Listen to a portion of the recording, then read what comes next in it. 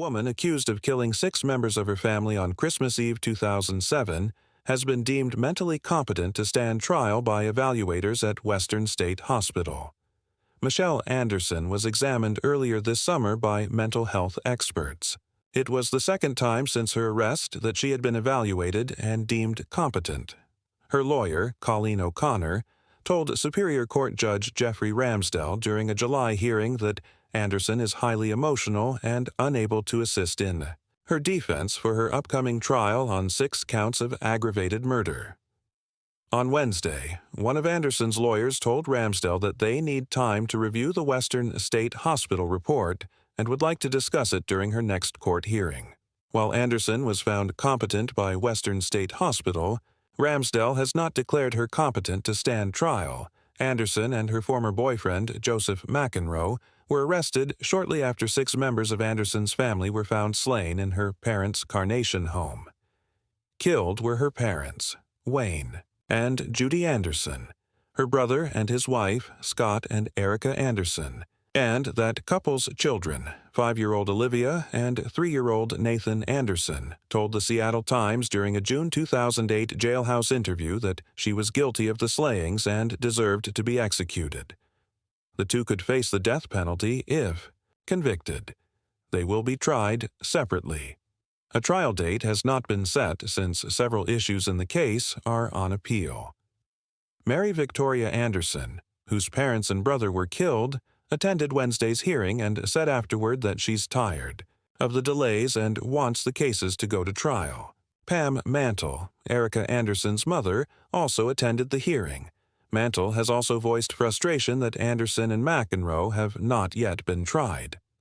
This morning, a King County Superior Court judge denied a defense motion from attorneys representing Michele Anderson to provide her with a TV or radio and an extra hour out of her jail cell each day. Anderson, who has been in administrative segregation for the majority of her time awaiting trial in the Christmas Eve 2007 slayings of 6 of her family members in Carnation, hasn't spoken to her defense team in about a year and has refused to be interviewed. By a defense psychologist for the past 5 years, Judge Jeffrey Ramsdell was told during arguments this morning. The defense motion sought additional external stimulation for Anderson in hopes it would help stabilize her mental health and, therefore, prompt her to engage with her attorneys, David Sorensen and Colleen O'Connor, and help them launch a defense.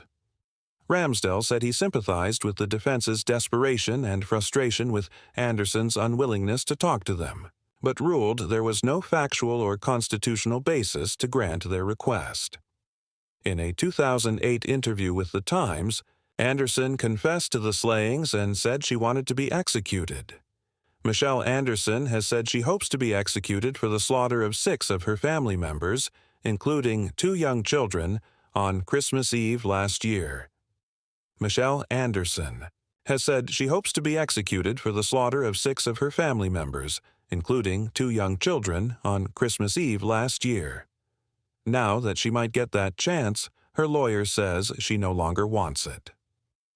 King County Prosecutor Dan Satterberg announced Thursday he would seek the death penalty against Anderson, 30, and her boyfriend, Joseph McEnroe, 29, in the shootings of Anderson's parents, her brother and his wife, and their 2 young children at the parents' home in Carnation last December 24. Given the magnitude of these alleged crimes, the slaying of 3 generations of a family, and particularly the slaying of 2 young children, I find that there are not sufficient reasons to keep the death penalty from being considered by the juries that will ultimately hear these matters, Satterberg said in a written statement. Prosecutors say Anderson and McEnroe gave detailed confessions when questioned by detectives, telling them that when they arrived at the home for a Christmas Eve celebration, McEnroe shot her father, Wayne, 60, in the head.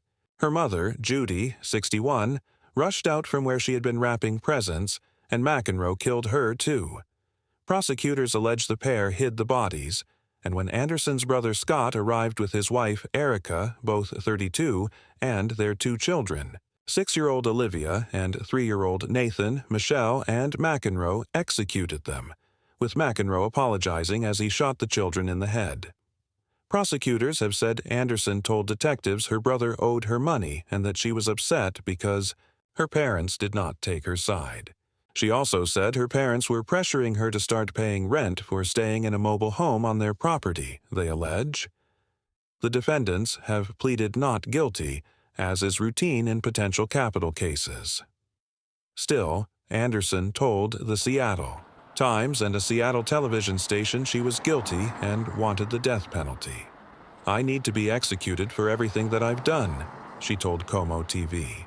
"Deciding that I want to die was the most difficult decision I've ever had to make, and I was able to make it without a second thought because I know what I've done, and I want to take responsibility for it." One of her lawyers, Stefan Illa, acknowledged those comments but said Thursday that Anderson no longer wants the death penalty. He noted that she prevented her previous lawyers from presenting evidence to Satterberg on her behalf, but changed her mind after her new legal team was appointed in August. Now that the prosecutor has decided to seek the death penalty, Miss Anderson and her defense team will fight to save her life, Illa said. He said Satterberg's decision would prove to be a very costly mistake, likely involving 2 separate capitals. Trials, at least half a dozen defense lawyers, and associated legal expenses. The background and mental health history of this defendant makes her an inappropriate candidate for a death sentence, Illa said. "I am confident that a jury will agree." One of McEnroe's lawyers, Catherine Ross, said she was disappointed. "We think there is sufficient mitigating evidence to merit not seeking the death penalty," she said. "But Dan Satterberg has never met Mr. McEnroe, and any future jury will learn more about him than Mr. Satterberg has in making his decision." She declined to discuss what factors might have weighed against the death penalty for her client. Satterberg said he weighed the death penalty decision for 10 months and made it with input from surviving family members, law enforcement, and defense attorneys. No trial date has been set. At a hearing Thursday afternoon in King County Superior Court, prosecutors officially served notice of their intent to seek the death penalty. Michele Anderson and McEnroe did not attend the hearing on the advice of their attorneys. The woman, charged with killing 6 members of her family on Christmas Eve, says she is sorry for her crime and wants to be punished in the most severe way possible, with a death sentence. Michele Anderson, 29, has been trying to plead guilty to aggravated first-degree murder for months. However, a requirement in state law makes it impossible for her to do so because the King County prosecuting attorney is still deciding whether to seek the death penalty against her. Anderson, however, claims that her public defenders have silenced her. In a telephone interview from the King County Jail this morning, Anderson admitted to fatally shooting 6 members of her family, including 2 young children, during a holiday celebration at her parents' Carnation home. Anderson said she has desperately been trying to circumvent the special sentencing process set out by state law, a process aimed at deciding whether she'll face the death penalty, and admitted in court to the slayings. "I'm a different kind of person," Anderson said this morning. "Life in prison is not enough punishment for me. I want the most severe punishment, which would be the death penalty. I want to waive my trial." Anderson says she's been telling her attorneys for months that she wants to plead guilty to the slayings, but that they have told her she cannot. The attorneys, Cindy Ahrens and Kevin Dolan, could not speak on the record, citing attorney-client confidentiality. In May, a King County judge ordered Anderson to undergo a competency evaluation to determine whether she could assist in her trial defense. Her attorneys had asked for the review in a sealed motion and had sought to close the courtroom so they could argue their case. However, Superior Court Judge Jeffrey Ramsdell said he would not close the courtroom. The defense must submit a mitigation packet, a compilation of mental health history and other evidence persuading King County Prosecutor Dan Satterberg not to seek the death penalty, by July 10th. Satterberg then has until August 4 to make a decision. "My lawyers also said that a mitigation packet is a requirement, and that's also a lie," Anderson said. "There are no mitigating factors. 3 doctors have evaluated me, and I've been found competent. My lawyers are trying to force me into a life sentence because they're opposed to that." Anderson said she's been ordered not to contact the media and, until recently, had been prevented from making calls from the King County Jail, where she's been since her arrest. "They're trying to keep me from speaking out. However, state law dictates that, except with the consent of the prosecuting attorney, during the period in which the prosecuting attorney may file the notice of the special sentencing proceeding, the defendant may not tender a plea of guilty to the charge of aggravated first-degree murder, nor may the court accept a plea of guilty to the charge of aggravated first-degree murder or any lesser included offense." Anderson also sent a letter to the Times stating that she wanted help suing her lawyers. Anderson and her boyfriend, Joseph McEnroe, are each charged with 6 counts of aggravated murder in connection with the fatal shootings of Anderson's parents, Wayne and Judith Anderson, and the remaining. The last thing Erica Anderson did was try to protect her children. The 32-year-old woman's husband was dead or dying, and she had been shot twice during a Christmas Eve ambush at her in-laws' rural Carnation home. Still, she managed to crawl over the back of a couch and dial 911 on a cordless phone. But before she had a chance to speak, according to graphic court documents filed Friday, Joseph McEnroe, armed with a .305 caliber Magnum handgun, walked. Biup pulled the phone from her hand and popped out the batteries. McEnroe, according to the documents, allowed Erica to huddle with her children before he shot her in the head. McEnroe made sure to mention that he apologized to Erica after she pleaded with him not to shoot her, saying, "You don't have to do this," according to the court papers. McEnroe recalled how he looked at her and said, "Yes, we do." McEnroe shot 5-year-old Olivia Anderson in the head at very close range, said prosecuting attorney Dan Satterberg. Then he turned to 3-year-old Nathan Anderson, the last survivor in the home. The boy had picked up the batteries McEnroe had torn from the phone and held them up in one hand. McEnroe told detectives the child gave him the look of complete comprehension, as if he understood. McEnroe then shot him in the head as well, according to the documents. "I didn't want them to turn us in," McEnroe explained. The documents say McEnroe and Michele Kristen Anderson, both 29, were charged Friday with 6 counts of aggravated first-degree murder in the slaughter at Michele Anderson's parents' home. Satterberg said his office will take a hard look at whether it will seek the death penalty, given the horrific details that have emerged from the investigation. The pair are being held without bail and will be arraigned at 8:30 a.m. on January 9. Satterberg will have 30 days from the arraignment to decide whether to seek the death penalty. The only other sentence allowed for an aggravated murder conviction is life in prison without parole. Given the magnitude of this crime, I pledge to give this case serious consideration for the state's ultimate penalty, said Satterberg. Also dead are Wayne Anderson, 60, and his wife, Judith, 61, who were killed before Scott and Erica Anderson arrived with their children for a Christmas Eve celebration. The charges detail what police say was a planned ambush and execution of the Anderson family. According to those court documents, Michele Anderson told police she was tired of everybody stepping on her, and she had decided if her family did not start showing her respect by Dekriu in 24, she would kill them all. According to the 16-page charges, Anderson told police she had lent her brother Scott Anderson money that hadn't been repaid. The once close siblings' relationship soured after Scott Anderson married Erica. Michele Anderson was angry that her parents, Judy and Wayne Anderson, were pressuring her to pay rent for the trailer she shared with McEnroe on their wooded Carnation property, she told police. As it grew dark on December 24, the couple armed themselves with the handguns they had purchased from a pawn shop over the summer and drove 200 yards from their trailer to Wayne and Judy Anderson's small white house, according to the reports. McEnroe joined Judy Anderson in a back room where she was wrapping Christmas gifts for her grandchildren. Michele Anderson encountered Wayne Anderson first, police said, and fired her 9mm handgun at her father but missed him. Hearing the shot, Judy Anderson and McEnroe ran. Into the room where McEnroe shot Wayne Anderson in the head, they told police.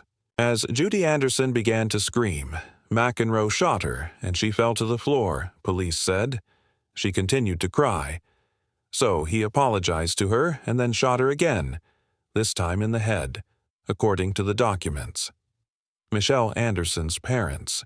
Dead, the couple allegedly then prepared for the arrival of Scott Anderson and his family, who were coming from their home in Black Diamond for a planned Christmas Eve dinner. They dragged the bodies to an outdoor shed, used blankets and towels to clean up blood, and burned evidence in a fire pit, according to documents and information. From Satterberg. Michele confronted her brother when he arrived, and he charged her when she pulled out the gun, she told detectives. She thought she shot him at least twice, and as many as 4 times, and told detectives she also shot Erica twice before the wounded woman scrambled over the couch and tried to call for help that never arrived. The King County Sheriff's Office has launched an internal investigation to determine why 2 deputies dispatched to check on the call from the Anderson home turned away at a locked gate and never checked on the residents. The bodies weren't found until December 26. "We're looking into that right now," King County Sheriff Sue Rahr said. "I'm very concerned about that. But police believe all the victims were dead by the time the deputies arrived at the property," she said. Former neighbors, classmates, and family members have painted a picture of the suspects as a paranoid couple who blacked out their windows and spoke of people out to get them. Family friend Mark Bennett said Friday that Michele had been somewhat estranged from some of her family members, including a surviving sister, Mary, for several months. Mary had fears about her sister, not just that she thought she was crazy, but based on her antisocial behavior, Bennett said. Michele wouldn't return phone calls. Looking back, it seems something had been in the air for some time. However, he didn't think the family had felt they were ever in danger from Michele. If they had, they would have had her arrested long. Ego, he said. The bodies of the victims were discovered Wednesday by one of Judy Anderson's co-workers. The King County medical examiner had not released results from the autopsies. Friday, Satterberg said Michele Anderson and McEnroe intended to escape to Canada when they returned to the crime scene, a wooded property about 3 miles from downtown Carnation, with a plan to pretend they discovered the bodies. After being interviewed separately by deputies, they were booked. The slayings have shocked the small towns of Carnation, where Judy Anderson was a well-known mail carrier, and Black Diamond, where Scott and Erica Anderson and their children lived. Wayne Anderson was a Boeing employee. Satterberg said he would consider the wishes of the victims' families when making a decision about the death penalty, as well as any mitigating factors that defense attorneys present, but ultimately would decide on his own. The couple in Trailer 39 often fought so loudly that Ryan Westberg could hear them a few doors down at the Spring Glen Mobile Home Park in Fall City. Westberg said Thursday that once he listened more intently, curious about what Michele Anderson and Joseph McEnroe were arguing about. All he heard was Anderson yelling at McEnroe, "You have no job, you have no money, you have no life." Westberg's assessment of McEnroe: total loser. The couple moved to the property belonging to Michele Anderson's parents near Carnation about a year ago. On Christmas Eve, after years of reportedly feuding over money and other issues, Anderson and McEnroe methodically killed Anderson's father and mother, her brother and sister-in-law, and their 2 young children, according to the King County Sheriff's Department. As the couple was ordered jailed without bail, Thursday, interviews with former neighbors, classmates, and family members provided a portrait of a paranoid, unstable pair who acted odd and struggled financially but planned a future together. They blacked out their windows and spoke of people out to get them, but also found jobs and came off as quiet and unassuming to their landlady. They said numerous times that they feared for their lives, said Carissa McGee, another former neighbor. They felt that they only had each other and could only trust each other. There was this paranoia about them. McEnroe and Anderson, yet 5, "Years ago on an online dating site," said McEnroe's mother, Shawn Johnson of Minneapolis. At the time, McEnroe was living in Glendale, Arizona, but soon moved to Washington, intent on marrying Anderson, Johnson said. The couple lived in South King County, then moved to Fall City in 2004 and rented a mobile home there until late last year, said Spring Glen's owner, who asked not to be named. The owner said their criminal background checks were clean. On their rental application, Anderson said she worked as a night security guard at Nintendo, and McEnroe said he worked at a Target store. According to public business records, Anderson and her brother, Scott Anderson, also apparently tried to start an auto painting company called Pure Evil Customs, which was founded in 2002. Anderson also filled in as a postal carrier on her mother's Carnation route. The Postal Service said they paid their $390 a month rent on time. "He was so quiet," the trailer park owner said. "They were so quiet." Not always. In addition to arguments, McEnroe drew the attention of neighbor Westberg. "He would come and go all night long," Westberg said. "He'd leave and be back in 15 minutes.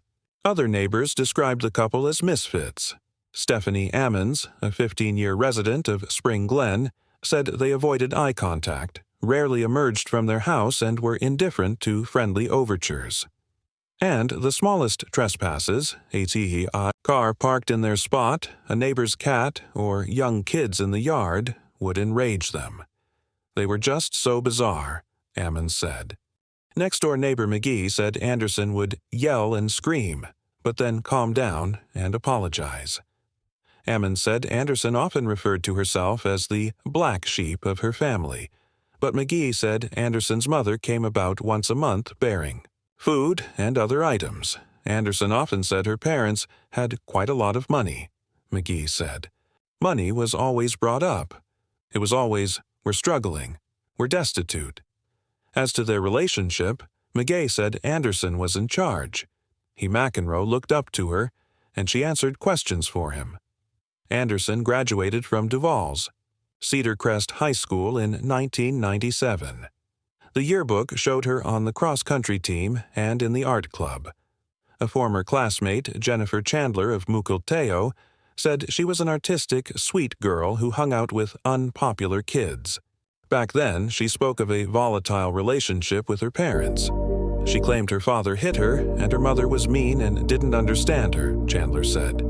But Anderson spoke lovingly of her older brother, Scott, who is now among the slain, Chandler said. Scott was the only person she trusted because they went through their abusive childhood together, Chandler said. Chandler said she tracked down Anderson online about 2 years ago, and she and her husband went to visit the sparsely furnished Fall City mobile home. Chandler said the couple had black material over the windows, and they were sure neighbors spied on them, had tried to break in, and were basically just out to get them. McEnroe was a little weird, Chandler said. He had a speech impediment. He was always talking about his spirit guide telling him how to live his life, Chandler said. He said he planned to marry Anderson and change his last name because of a disagreement with his family. Chandler said she understood that Anderson had been diagnosed with severe anxiety and was supposed to take medication and see a counselor, but couldn't afford it. During that one-night reunion, Michele Anderson also said she didn't want to move back onto her parents' property. Looking back, Chandler guessed that their troubled finances forced the move. "I have no idea why she'd do that," Chandler said, because she knew it was a volatile situation. In Minneapolis, McEnroe's mother said she and her 2 other children had been searching for her oldest son for nearly 5 years. She said Thursday that the last time McEnroe spoke to her, he was angry that she had damaged his credit by being evicted from an apartment that he had helped her lease. He also told her that Michele Anderson was angry, too. His bad credit prevented them from renting a new apartment near Seattle. He never called again. However, Johnson and her 18-year-old son, Ian Jones, said McEnroe never showed a violent side, though sometimes he had fights in school. Joe helped me out when other kids picked on me, Jones recalled. I talked funny when I was little, and he defended me. He told kids to back off. McEnroe was born in San Jose, California, and was diagnosed with a severe blood disorder, his mother said. She said she was protective of her son because of his health problems, which included chronic nosebleeds. She said that instead of sports, McEnroe read a lot and played imaginative games. She said that after his grades slipped in high school, he dropped out and worked at Burger King. When he was 18, the family moved to Burien for a time, where he worked at Safeway. They then moved to Arizona. Johnson said that in his early 20s, McEnroe spent a lot of time online playing Dungeons & Dragons. For a time, she said, he went to South Carolina to visit a different young woman he had met online. He then met Anderson and moved to Washington. He said he was planning on settling down with Michele and having a baby within 2 years. His mother said, a Carnation woman and her boyfriend armed themselves with handguns on Christmas Eve. They walked over to her parents' house, determined to kill them, according to police documents released in the slaying of 6 family members. The daughter, Michele Kristen Anderson, 29, and the boyfriend, Joseph McEnroe, also 29, each shot Wayne Anderson in the head, and McEnroe shot Judith Anderson.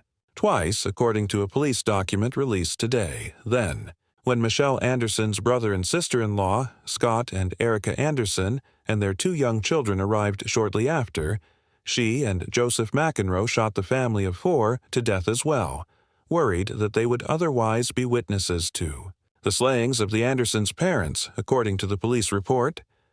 The couple was denied bail by a judge today and will remain in the King County Jail pending murder charges, which are expected Friday. A probable cause report from the King County Sheriff's Department released today spelled out how police believe the killings took place. According to the documents, at about 5 p.m., the suspects walked about 200 yards from the mobile home where they lived on her parents' rural property to the home of Wayne and Judy Anderson. Within 30 minutes of arriving, Anderson shot her father, 60, with a 9mm handgun, and then McEnroe shot him with a .357 caliber Magnum. McEnroe then shot Judith Anderson, 61, twice, police allege.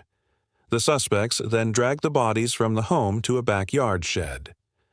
A short time later, Scott and Erica Anderson arrived with their 2 children, ages 6 and 3. Police allege McEnroe shot the parents. He then shot both children in the head. Police allege that Michele Anderson also shot her brother and his wife. The couple was planning to escape to Canada when they were arrested Wednesday afternoon on suspicion of homicide after they showed up at the crime scene, a wooded property about 3 miles from Carnation. A financial dispute might have led to the Christmas Eve slayings, according to a law enforcement source familiar with the investigation. The possible motive emerged late Wednesday, after the arrests. One law enforcement source familiar with the investigation said there was a dispute within the family over money, and that Michele Anderson believed she had been mistreated and taken advantage of by relatives. Ben Anderson, the grandson of the 2 oldest victims, told reporters outside his grandparents' property late Wednesday that money could have been a factor in the deaths. She felt she wasn't loved enough, and everyone didn't appreciate her, and she was pushed out of everyone's life, he said, referring to Michele Anderson. He was the only member of the Anderson family present at the jail courtroom this afternoon, at a hearing during which Michele Anderson and McEnroe waived their presence through their respective attorneys. Ben Anderson held back tears and peered through the courtroom spectator window as McEnroe briefly entered in a white, ultra-security uniform before being led out by guards. It's unclear why Anderson and McEnroe returned to the home Wednesday, as it swarmed with detectives and crime scene investigators, or why police became suspicious of them. But they didn't come to turn themselves in. King County Sheriff's spokesman John Urquhart said, "I don't know what brought them here, but they arrived after we got here. They came to our attention and were arrested," he said. Sheriff's officials said a 911 call was made from the house at 5:13 p.m. Monday and lasted about 10 seconds. The police dispatcher didn't hear anyone talking but told investigators there was a lot of yelling in the background, which sounded more like party noise than angry, heated arguing, Urquhart said. After the call was disconnected, the dispatcher placed 2 calls to the home, but the calls immediately went to voicemail, Urquhart said. Urquhart said the deputies were sent out at 5:19 p.m. and arrived at 5:45 p.m. When they found a locked gate, which wasn't in sight of the house, they didn't go farther onto the property. According to the dispatcher's log, the deputies reported, "Gate is locked, unable to gain access." Detectives haven't established a firm sequence of the evening's events, but Urquhart said the 911 call appears to have come near the end of the slayings. McEnroe's mother, Shawn Johnson of Minneapolis, said he was living in Glendale, Arizona, when he met Michele Anderson 5 years ago on an online dating site. Shortly after they met, he moved to the Puget Sound region and planned to marry her, Johnson said. Johnson said she was shocked that her eldest son, whom she described as a good Christian, was arrested in connection with the slayings of 3 generations of the Anderson family. Johnson said she hasn't had much contact with McEnroe since he cut ties with his family after a dispute over money. She said her most recent information was that he worked at a local Target store. Boeing spokesman Peter Conti said Wayne Anderson was a Boeing engineer. Conte said the company was contacted by authorities on Wednesday and told that Anderson was the victim of a crime. Neighbors of son Scott Anderson said detectives had been to their Black Diamond neighborhood Wednesday to determine when the young family had last been seen. A sheriff's deputy knocked on Mike Gould's door, and Gould told him he'd last seen the family on Christmas Eve, just before they left their house to visit relatives in Carnation. Scott was a friendly guy, Gould said. He worked insane hours, and when he wasn't working, he was devoted to his family. Scott Anderson often visited Gould in his home metal shop, where he refurbished antique armor. Gould said Scott Anderson, who worked in construction and painted cars as a sideline, enjoyed talking shop. He said Erica was a stay-at-home mom. The couple's children often played in their backyard and waved at neighbors. "The boy would take great amusement by waving to me," Gould said. "They were great kids." On Wednesday, around 8 a.m., one of Judy Anderson's co-workers stopped by the house on the 1800 block of Northeast after Anderson failed to attend her job as a mail carrier in Carnation. The co-worker discovered the bodies and called the police. People who knew the family said Judy and Wayne Anderson had lived in the home since the early 1980s and later purchased the adjacent property, where the mobile home is located. A family friend said the couple had 3 adult children, Scott Anderson and the suspect Michele Anderson, who recently moved into the mobile home with McEnroe, and another daughter, Mary, who lives in North Bend. Family friend Mark Bennett talked to the Andersons on Christmas Eve and made plans to get together the following day. But when Bennett called on Christmas Day, his call went to voicemail. He told reporters he went to the property Wednesday morning after seeing the home on television news. "I didn't want to believe what I heard and saw," he said, "so I drove over." Bennett said he used to run a coffee shop with Mary Anderson. He told Mary Anderson was particularly close with her mother and was with other family members late Wednesday. "I don't think it's fully set in yet," Bennett said. A former neighbor, Susan Malin of Renton, said Judy Anderson was very nice, lovely. But the family mostly kept to themselves and weren't overly friendly with neighbors, she said. Another neighbor, Deborah Van Westrinen, said most people in the quiet neighborhood of secluded homes mostly keep to themselves, choosing to live a country lifestyle where you never hear anything but coyotes. In Carnation, a town of just under 2,000 people about 25 miles east of Seattle, residents expressed shock that a mass slaying could happen in their sleepy community, where ponies and baby goats often graze along main thoroughfares. Bar manager Cherry Provo said the Ixtapa Mexican restaurant on Carnation's main drag was one stop on Judy Anderson's mail route. "I pass her every day when I'm going to work. She always seems pleasant, but I wouldn't say I know her well," Provo said. "It's a horrible, sad thing." At Pete's Grill and Pub, Manager Nikki Larson said the slayings and the influx of police and news crews through the day were nearly the sole topics of conversation. "We usually see news people out here during the floods. We would never expect anything like this," Larson said. "Everybody's in a state of shock. There's been a lot of speculation and worry."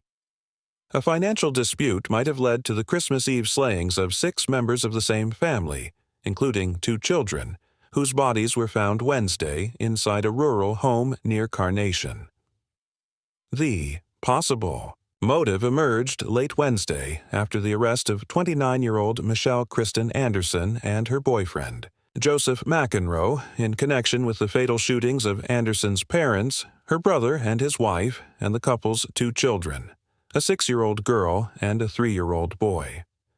Investigators believe Anderson and McEnroe both shot the victims, said one law enforcement source familiar with the investigation.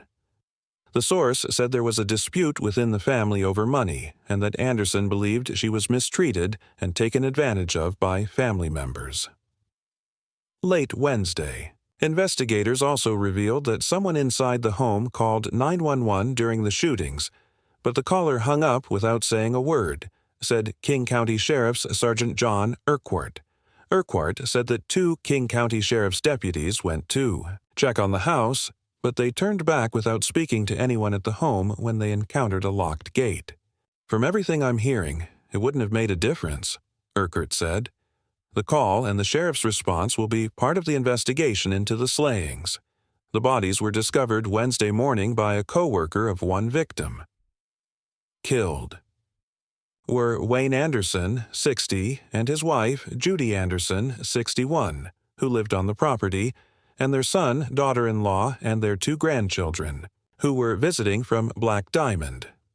Michele Anderson and McEnroe, also 29, were arrested Wednesday afternoon on suspicion of homicide after they showed up at the crime scene, a wooded property on a rural road about 3 miles from downtown. Carnation. The couple lived in a mobile home adjacent to Anderson's parents' house. It was unclear why Anderson and McEnroe returned to the home Wednesday, as it swarmed with detectives and crime scene investigators, or why police became suspicious of them. "But they didn't come to turn themselves in," Urquhart said. "I don't know what brought them here, but they arrived after we got here. They came to our attention and were arrested," he said. Sheriff's officials said the 911 call was made from the house at 5:13 p.m. Monday and lasted about 10 seconds. The police dispatcher didn't hear anyone talking, but told investigators there was a lot of yelling in the background. However, it sounded more like party noise than angry, heated arguing. After the call was disconnected, the dispatcher placed 2 calls to the home, but the calls immediately went to voicemail, Urquhart said. Urquhart said 2 deputies were sent out at 5:19 p.m. and arrived at 5:45 p.m. They found a locked gate, which wasn't in sight of the house, and didn't go farther onto the property.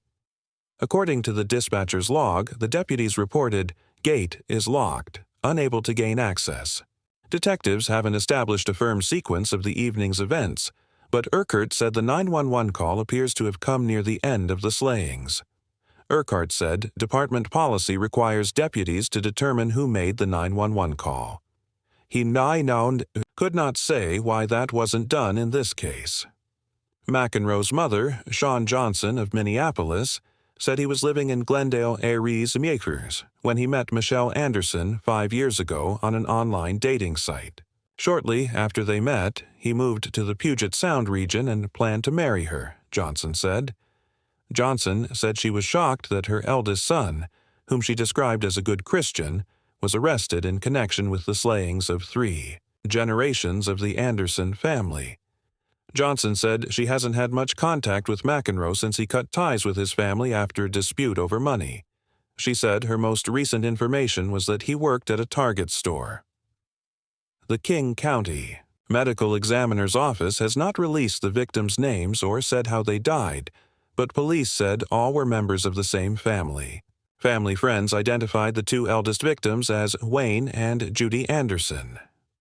Boeing spokesman Peter Conti said Wayne Anderson was a Boeing engineer. Conte said the company was contacted by authorities Wednesday and told that Anderson was the victim of a crime. His wife, Judy, was a mail carrier for the U.S. Postal Service in Carnation. She was known to many people along her route and well-liked, said several people who knew her. Neighbors of the Andersons' son, Scott Anderson, said detectives had been to their Black Diamond neighborhood Wednesday to determine when Scott Anderson, his wife, Erica, and their 2 children, a 6-year-old girl and a 3-year-old boy, had last been seen. Neighbor Mike Gould told a sheriff's deputy he'd last seen the family on Christmas Eve, just before they left their house to visit relatives in Carnation. Scott was a friendly guy, Gould said. He worked insane hours, and when he wasn't working, he was devoted to his family. Scott Anderson often visited Gould in his home metal shop, where he refurbished antique armor. Gould said Scott Anderson, who worked in construction and painted cars as a sideline, enjoyed talking shop. He said Erica Anderson was a stay-at-home mom. The couple's children often played in their backyard and waved at neighbors. The boy would take great amusement by waving to me, Gould said. They were great kids. On Wednesday, a little girl's blue and pink bicycle was near the front door of their modest yellow home. Numerous toys could be seen in the backyard, which is surrounded by a chain-link fence. About 8 a.m. on Wednesday, one of Judy Anderson's co-workers stopped by the house on the 1800 block of 346th Avenue Northeast after Anderson had failed to show up for work. The co-worker discovered the bodies and called police. People who knew the family said Judy and Wayne Anderson had lived in the home since the early 1980s and later purchased the adjacent property where the mobile home is located. A family friend said the couple had 3 adult children, including the suspect Michele Anderson, who recently moved into the mobile home with McEnroe, and Scott Anderson. Another daughter, Mary, lives in North Bend. Family friend Mark Bennett, 58, talked to the Andersons on Christmas Eve and made plans to get together the following day. But when Bennett called on Christmas Day, his call went to voicemail. He told reporters he went to the property Wednesday morning after seeing the home on television news. I didn't want to believe what I heard and saw, he said, so I drove over. Bennett said he used to run a coffee shop with Mary Anderson.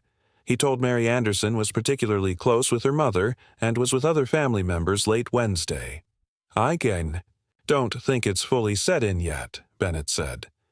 A former neighbor, Susan Malin of Renton, said Judy Anderson was very nice, lovely, but the family mostly kept to themselves and weren't overly friendly with neighbors, she said. Another neighbor, Deborah Van Westrenen, said most people in the quiet neighborhood of secluded homes mostly keep to themselves, choosing to live a country lifestyle where you never hear anything but coyotes. In Carnation, a town of just under 2,000 people about 25 miles east of Seattle, residents expressed shock that a mass slaying could happen in their sleepy community, where ponies and baby goats often graze along main thoroughfares. Bar manager Cherry Provo said the Ixtapa Mexican restaurant on Carnation's main drag was one stop on Judy Anderson's mail route. I pass her every day when I'm going to work. She always seems pleasant, but I wouldn't say I know her well, Provo said. It's a horrible, sad thing. At Pete's Grill and Pub, manager Nikki Larson said the slayings and the influx of police and news crews through the day were nearly the sole topics of conversation. We usually see news people out here during the floods. We would never expect anything like this, Larson said. Everybody's in a state of shock. There's been a lot of speculation and worry. In a small community like this, someone here will know them.